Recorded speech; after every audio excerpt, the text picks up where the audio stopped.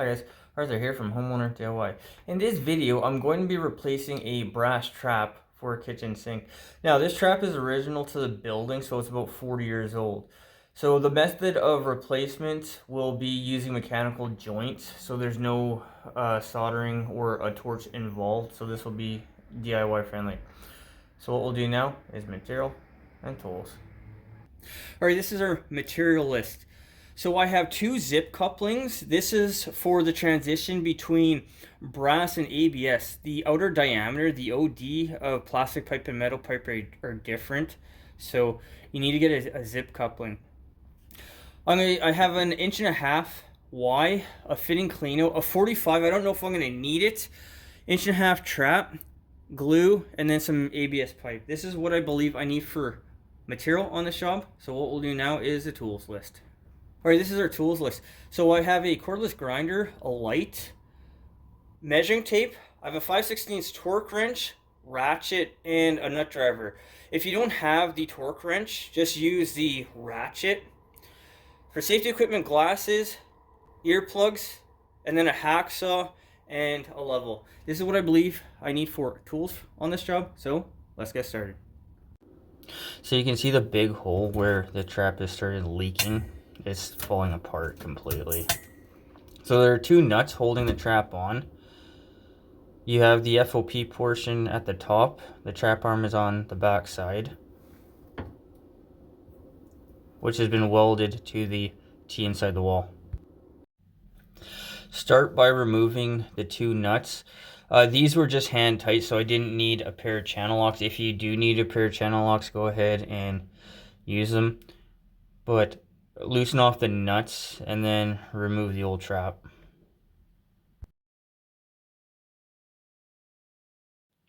So to the right of the weld, I'm measuring 1 inch. That is the depth for the metal side for the zip coupling. And now I'm just using my tape to scratch a line for where I'm going to cut the trap arm. So now I'm going to lightly tighten on the zip coupling. I'm going to see how much space there is between the zip coupling and the Y to see where the Y needs to be, so I can make sure that I hit the FOP off the trap. Now I'm doing a mock-up to see what it looks like. The zip coupling is 1 inch on the ABS side. For ABS fittings for 1.5 inch, it's a 3/4 hub, so the zip coupling is a little bit longer. I am gluing a 1 3/4 piece of pipe into the Y, so the end of the hub will be butted up against the zip coupling. The Y barely fit between the zip coupling and the FOP portion of the drain, but everything worked out here. Now I'm putting a level on the end of the Y to set the grade on the end and the branch of the Y. With a 5/16 nut driver, I'm tightening up the gear clamp. Once I feel resistance, I will finish tightening with a torque wrench. If you don't have a torque wrench, just use a ratchet. Here I'm mocking up the trap. So really what I'm looking at is trying to center the ABS trap at the bottom of the brass FOP to get an idea of where the center is going to be. With an idea of where the trap is going to be, I'm now taking a measurement from hub to hub. Make sure that you line up the hubs so your measurement is accurate.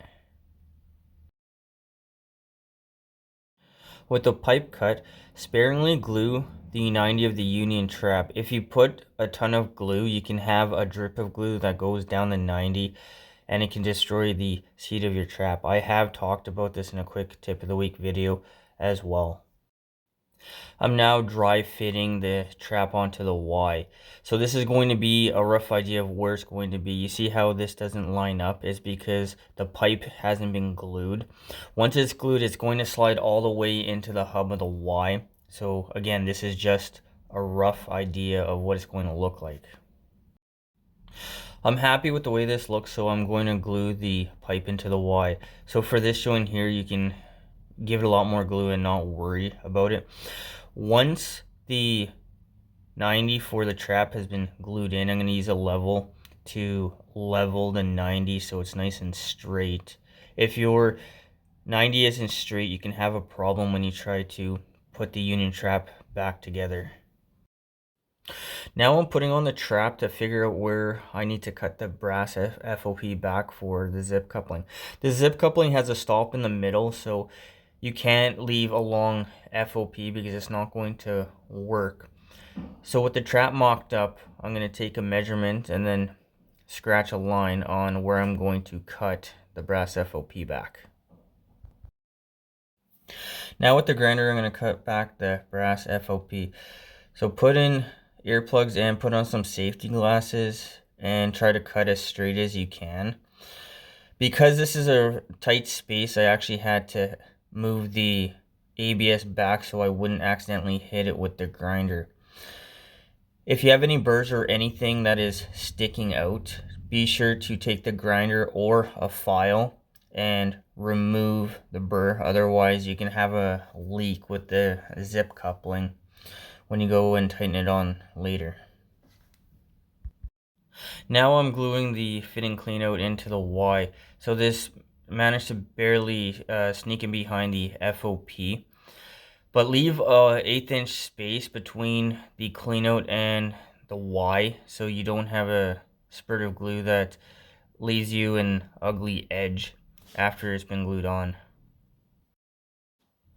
Now I'm turning the Y back into the position I want. So this will be also a time to check the grade before you take any measurements for the zip coupling. I'm putting on the zip coupling so I can take a measurement for the piece of ABS that I need between the zip coupling and the trap. If you're having problems getting the zip coupling on, then loosen off the gear clamps a little bit until you can slide it on. So here I'm going to lightly tighten on the gear clamp, put on the trap, and then I'm going to take a measurement to figure out how long of a piece of ABS I need between the zip coupling and the trap. The piece of pipe needed between the trap and the zip coupling is 1 3/4. It's basically a tight piece between the zip coupling and the trap. Now I'll put the last pieces of the drain together and then tighten up the zip coupling. So for the gear clamps, make sure that you tighten them back and forth.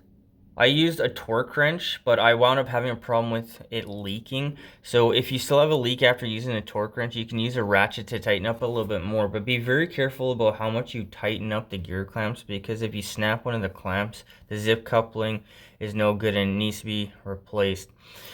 Also, try to keep the shield nice and straight. So first of all, it looks better. And second of all, that you'll have a nice solid seal around the rubber for the zip coupling so you don't have a leak. So fill up the sink about halfway and then do a nice solid test or a few of them and check for leaks. So anything that was put together, check it for any drips or any leaks and test multiple times as well. To access the cleanout, the trap will have to be removed for the sink because the FOP is too close to the cleanout cover. Alright guys, so that concludes this job. So everything went fairly well.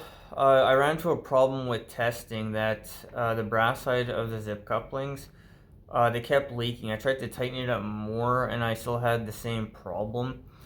You can't tighten up these bands too much, otherwise you're going to snap them and then you're gonna have to get another zip coupling. So this is something with a Fernco flexible coupling. These gear clamps, you can snap them if you tighten them too much and you can't fix them after that. So that's something you have to be aware of. If you do have a leak and you can't get it to stop, just add some silicone. This is what a service company will do.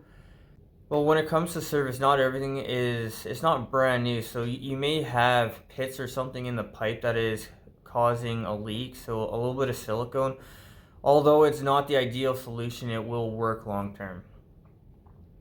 The time on this job. The time was about an hour. That doesn't include all the testing I had to do to fix the zip couplings, but to install the new trap was an hour in itself. The cost of this job: the glue, the zip couplings, the ABS, the cost was about $30. This is a relatively simple, straightforward project. I would say the most technical part is cutting the old drain, because you're gonna need to use a grinder.